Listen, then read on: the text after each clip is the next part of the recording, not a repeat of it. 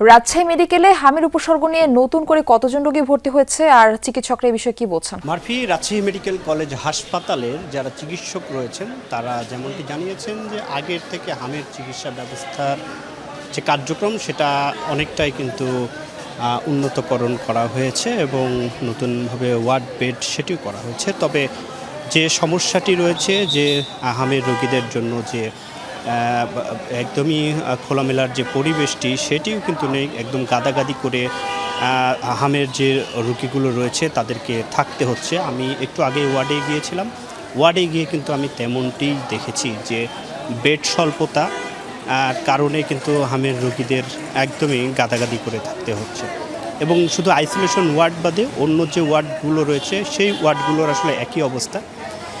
এবং আজকে Rajshahi medical college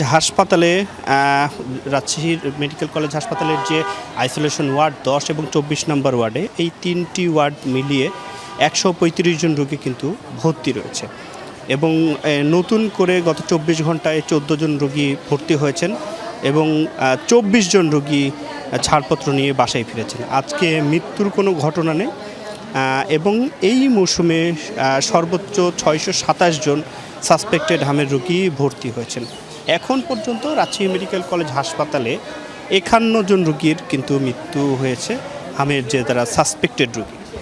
এবং ওয়ার্ডগুলোর অবস্থা যদি আমি একটু বলি, একটু আগে ওয়ার্ডে গিয়েছিলাম, গিয়ে আসলে রোগীরা নানান অভিযোগও কিন্তু করেছেন। সেটা রাজশাহী মেডিকেল কলেজ হাসপাতাল কর্তৃপক্ষের নয়, বাইরে তারা প্রথম অবস্থায় যেমন চিকিৎসা নিয়েছেন অনেক চিকিৎসক এবং উপজেলা পর্যায়ে তারা যখন চিকিৎসা নিয়েছেন তারা কিন্তু নানান সমস্যাটি সে সম্মুখীন হয়েছেন। যেমন হামের এই যে উপসর্গ সেটি কিন্তু বাইরের চিকিৎসকরা না বুঝতে পারেননি এবং সেই সমস্যাটি নিয়ে যখন অবস্থা জটিল হয়েছে রাজশাহী মেডিকেল কলেজ হাসপাতালে ভর্তি হওয়ার পরেই কিন্তু হামের যে উপসর্গ সেটি ধরা পড়ে এবং চিকিৎসকরা কিন্তু হামের যে উপসর্গ হয়েছে শিশুদের সে বিষয়টি কিন্তু জানানোর পরে অভিভাবকরা বুঝতে পারেন। এ বিষয়ে আসলে রাজশাহী মেডিকেল কলেজ হাসপাতালের যারা চিকিৎসক রয়েছে তারা বলছেন যে হামের উপসর্গ দেখা মাত্র বোঝা মাত্রই বিশেষজ্ঞ চিকিৎসক আরো সচেতন হওয়া উচিত অভিভাবকদের। আপনাকে ধন্যবাদ তারেক আমাদের সঙ্গে যুক্ত হওয়ার জন্য।